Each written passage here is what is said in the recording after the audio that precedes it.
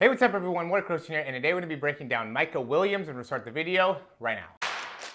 This is the newest edition of the Performance Lab. Reach your individual goals. You don't want to just talk about straight line speed. We also want to talk about your ability to be quick. We break down your video. Let's make you into the quarterback I know you can become. All right, so I love this guy, man. 5'8", 178 pounds, and, freaking ran sub 9'9", sub 9'8'5", right? I mean, how many guys run sub 10, right? And then how many guys run sub 9'9"? And how many guys run sub 9'9" and are under 5'10"? You know how many guys probably told this guy that running the 100-meter is probably not a great idea, probably not for him. You're probably not going to have that much success. You know how many doubters he probably had to persevere through, right? Because I know there's guys watching here that have got doubters, right? They got haters. They got people that are going to tell you that you can't do something because they couldn't do it, because they couldn't achieve it. So the reason you're watching this video is because you're watching for some type of reason, some type of rationale for why you should continue to push, and let this beginning be that reason, right? Keep pushing. Keep letting people tell you, what it is that you can't do, right? Don't listen to what they're, and get around more people that tell you what all the things you can do and how many things you can accomplish and what more you have and what your potential truly is, and how, there's a lot more within you that you can get done. And stay away from the people that are telling you you're doing too much. You want to try to achieve, more than you're biting off too much, and more than you can handle, more than you can chew. All these people that are hating and doubting on you, stay away from them. Don't listen to that information. Bring in the information of how you can do more, be great, get your full potential. And I know that's what Micah Williams does. And we're going to go ahead and look into his mechanics. And I know, the stigma around people that are 5'8" is that you don't have, or is that they got great starts, right? The ability, his start is what got him there, right? Because he's 5'8". 1, 2, 3, 4, 5, 6, 7, 8, 9, 10. Right? So within 10 steps here, and he is an advantage, right? He is in more hip extension than a lot of these guys, right? But in terms of where he's at, okay, 10 steps in, right? He's really not out in front. I mean, he might be in second place, right? But he's not out in front by a lot, okay? And the point is that it's not a lot about I mean, it is obviously you do have to have a great start, but because he's 5'8" doesn't mean he has a great start, and because he has, really big legs also doesn't mean, he's set up to have a great start, right? And I'm sure a lot of people told, him that too, is that your legs are probably too big. You're not going to be able to run fast because you got too big of legs, right? This is why I don't like to get a lot into the hows, right? Because I get people that are always, wondering how it is that they're able to, get into a faster start position, or, better drive phase, or more top end speed. And, to me, the answer to that is there's a lot of different reasons. There's a lot of different ways. There's not one way, right? There's a lot of different angles. There's a lot of different body techniques. There's a lot of different ways you can use your arms, your posture, your leg positioning, right? So it's hard to get too specific into the hows. It's hard to get too specific into the drills. I like to focus a lot on the objectivity of it. What are we trying to achieve? What are some of the numbers? Right, and what stands out to me from Micah Williams, right? So if you guys are wanting to know, if you're going to be 5'8", how are you going to be able to get this done? Okay, and he did this in 47.5 steps. Okay, he ran the 100 here in 47.5 steps altogether. Okay, which is really good, right? Based off of his height. Well, look at the foot contact time, right? Look at really all these guys' foot contact time. Okay, 4.96 when he lands. Okay, 24.96. I mean, he's not even on the ground for that. Maybe we'd probably have to go closer to 0.93 here, right? Because he's immediately off the ground. Okay, so he's probably in about that 0.07 foot contact time. Okay, which is amazing. Okay, because based off of everything that you see from a body position, right? He's at a disadvantage because he has so much weight in the bottom half.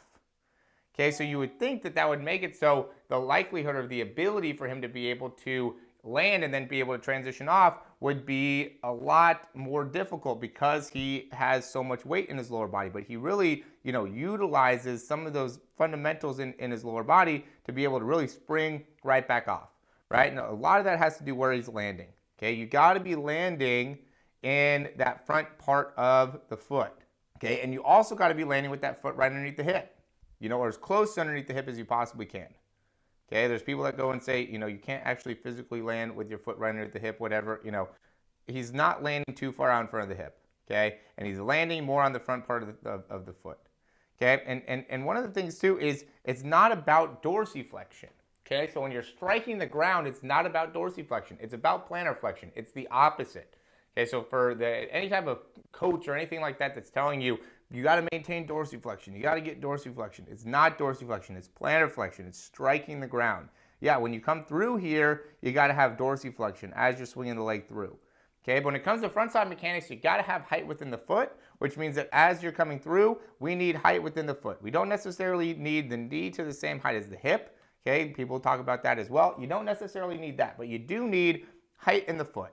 Right? You've got to be able to swing through and maintain good height in the foot, so then you have the opportunity to pull back with your foot landing underneath your hip, or as close underneath your hip as you can, and landing more on the front third of the foot, and then being able to very quickly transition. Okay? And what I mean by that is that when you land, right, and what I've been cueing people is like, land, get your heel up, right? Or as soon as you feel your knee get back behind your hip, think about starting to drive your knee through. Right? Get your foot off the ground. Okay? Because again, it's a lot about the trajectory of how your foot is coming off the ground. So, the reason that he's picking up 47.5 steps here, to do the whole 100, the reason he's able to do that, even though he's not a very tall guy, does not have anything to do with the ability to reach, right? He's not thinking about reaching. He's not thinking about pushing off. Okay? The ability for him to do that has everything to do with how he's striking the ground, right? And how effectively and what the trajectory is of how his foot is leaving the ground.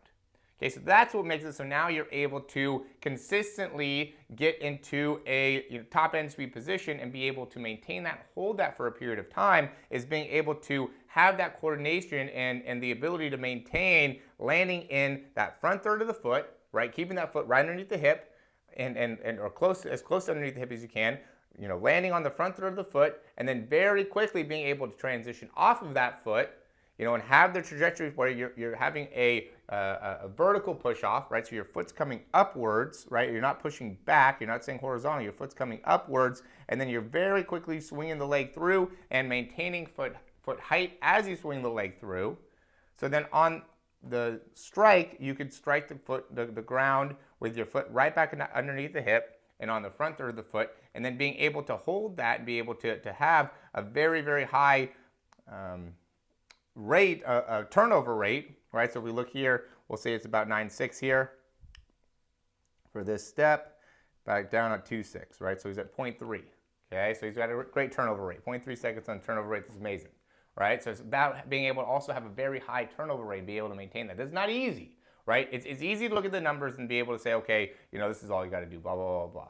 Okay? That is a lot easier of the thing to do, right? But we do need to be able to actually measure in order to improve.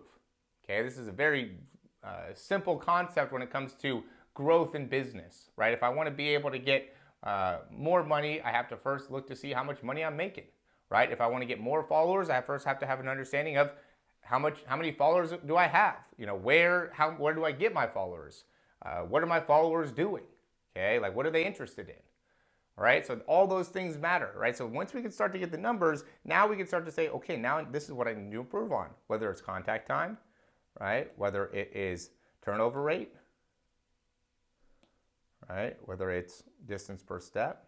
Okay, those are the things we need to be able to look at, understand, and this is how I got myself faster, right? This isn't what, I'm not telling you this stuff because I saw it somewhere in a book. I went and decided I'm going to try to help people to improve their speed. How can I do that? What are going to be the things to be able to do that? And I started looking on YouTube and, didn't find very much information. It wasn't clear how I can get faster, right? And all the time growing up, everybody would always say, oh, you can't run very fast, you gotta squat more, you gotta deadlift more, okay, you gotta jump higher, okay? And so there's no real understanding from a technique perspective what I need to do, okay? But then once I got into the numbers and started to really understand that side of it, now it started to make sense of like, okay, this is what I need to do, right? I need to be able to build, I need to get better at everything. My front side mechanics weren't good, my turnover time wasn't good, my contact time wasn't good, all those things needed to improve, right? But now I actually had the framework for what I need to do in order to improve those. Okay, because now I can look at myself and compare and say, okay, this is what the contact I need to have based off my height, based off my size, like this is what I think could be doable, and then I started working on it, right? Doing the different sprinting drills, it's not complicated, but it just takes practice, it takes time, it takes energy, it takes effort, it takes action, it takes momentum, it takes mindset, right? It takes all those things, consistency, discipline, that's how you're gonna get there, all right? So again, thanks for watching this video here, guys. I think this was a great video, to be honest with you. So, if you thought so too, click that thumbs up, subscribe, send it to one of your friends. That really helps us out a lot, especially if you subscribe. Those really help us out a ton. If you have any questions, comments, or recommendations, you can leave those down below. And, if you want to ask me any questions, email me. We'd be happy to help you out there. We have a lot of things in the description to be able to help you guys out. Speed breakdowns, speed programs, ways to be able to different equipment that you can get, different free programs, different things that you can, be able to access. I do have a speed ebook. I do think that information is a little outdated. I'm working on a speed ebook. I'm working on a quarterback ebook, volume 2, updated versions, right? I'm always trying to get better. So those were made, I want to say, 3, maybe 4 years ago. And so the information I have now is a lot better. And, so watch more of the videos, right? I would say watch the videos instead of, going and looking at the ebook, right? Go to my more recent videos, check all those out to find out some more information, some quality information, and like those videos and subscribe to the channel. Leave a comment if you went through and started watching a few. I do have a link down below that's some of our best speed videos in terms of overall views. And thanks for watching. We'll talk to you soon.